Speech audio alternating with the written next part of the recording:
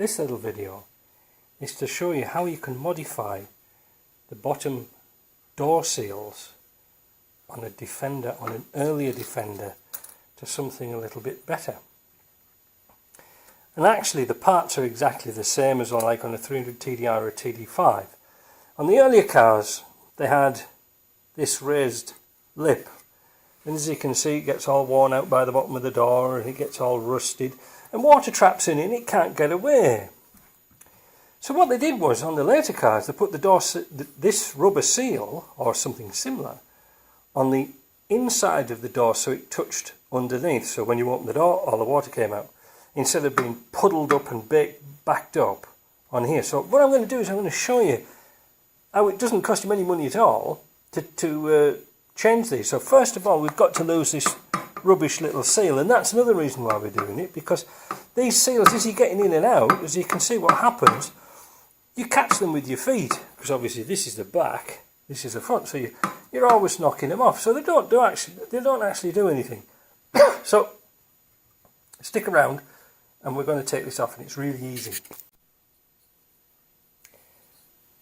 Once you've got the old rubber seal off, take a soft 80 grit grind wheel and just lightly polish off the top, and then you will see, I wonder if we can get it into the light here, some spot welds. There's one, there's one, there's one. Be very careful because some of them are very close to the holes. There's one.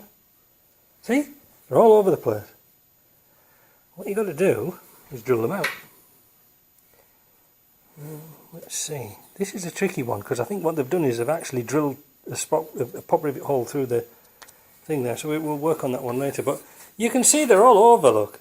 They're not in actually a line. Some little spotty 16-year-old from Birmingham must have done this. Now you see there, look, you see there's a hole being drilled there, but actually there's the spot weld. And we're going to drill them out, and we're going to find out that this piece will actually come off. Now you can take it off with an air chisel. You can take it off with an air chisel, but it's a real pain. So it's best if we go and use the drill press and just press them off and drill them off. It's easy as that. And then just a light buff. Now you don't want to go too wild on these because this is galvanized. This is a galvanized one, and I want to keep this galvanized. And clean it all up, and I'll change these bolts because these bolts are there's lots of adjustments on a Land Rover. So I'm going to take these out and replace it because this piece goes up and down and backwards and forwards, and there is a reason for that, and I'll tell you that later. So what I'm going to do now is drill out the spot welds. It's been a really busy week and I didn't really get around to finishing this little project.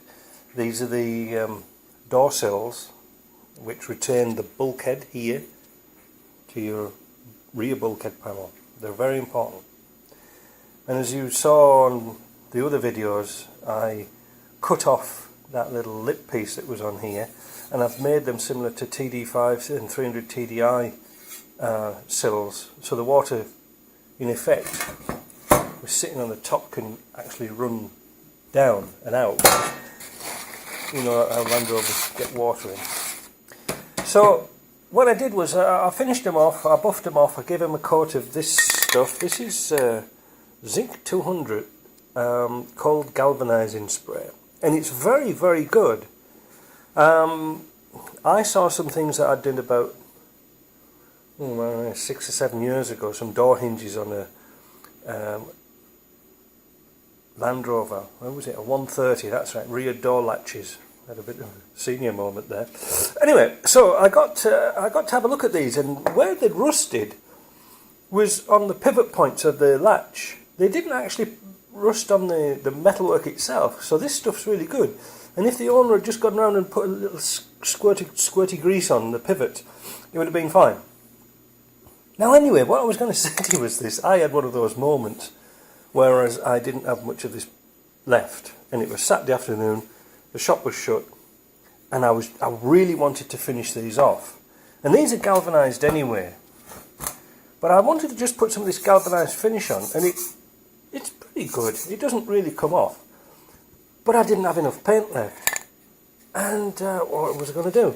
So an old trick, because you might get away with it, is to get hold of the can and turn the nozzle at the top. You see, turn the nozzle. And hopefully you can pick up off some paint lower down in the can. You see, in a paint can, you've got a domed bottom, that bit. And you've got a dip tube, goes into the corner somewhere, of here. But the thing is, you can't see where it is. So when you're painting, and your can's at an angle like that, if your dip tube's up at here, again, because you can't see it, you'll have all that paint in there, and it won't be able to pick it up. But if you turn your nozzle round, it's very difficult to see.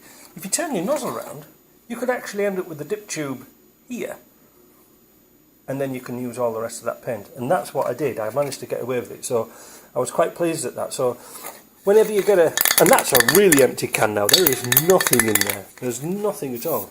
There's not even any air in it, or gas or whatever you put into it. So I'm going to fit these today sometime, and I'm going to try and do some other videos of the project, how it's coming on. So just one other thing about this cold galvanising spray. You can't really paint on top of it. It doesn't like it. So that is the finish. Obviously the thicker you put it on the better, but this was on galvanised anyway, so I just wanted to cover over the bits that I'd done and make it even. I did sandblast them, took off the excessive corrosion and dirt, just a very light sandblast, enough to key the painting. That's really important when you're doing painting, is you can't put anything on really shiny surfaces. You've got to key it up, and the old sandblaster there is quite handy for roughing up surfaces. It's not perfect, but for me it works very, very well. So let's get these fitted, and then we can do another video. When fixing the seat base or anything to the Land Rover, I like to use these old floor screws. Well, not old ones, but the old style of floor screw, because they're quite good. They're a nice rounded finish, nice rounded head. These aren't fastened down yet. They don't catch on the bottoms of the door. But what I use is these speed nuts on the bottom, because they're easy to get off. They're easy to get on and off. But what I do is I grind the ends off, those two little tags right at the very end. And you see there's one already almost bent. And then you can snap this bit off like that. Snap that piece off, and then that becomes a flat piece. And then when you put it underneath, it's really easy to get on and off, and it's easy to rust proof, and they look nice, you know, better than great big nuts and bolts like this. So that's what I do to there. So this is coming on. When you bolt these in, make sure this is flush with the end here. That's quite important, and the height has to be just off touching there, because you've got your floor plate to go in, so that's going to sit on the top. But you don't want this too far inside or too far outside. And the same with the back, it's almost flush at the back. So if you get those pretty much even, I've got this to adjust a little bit more, but that's how you put these back together. Well, this is the way I do them, and it seems to work.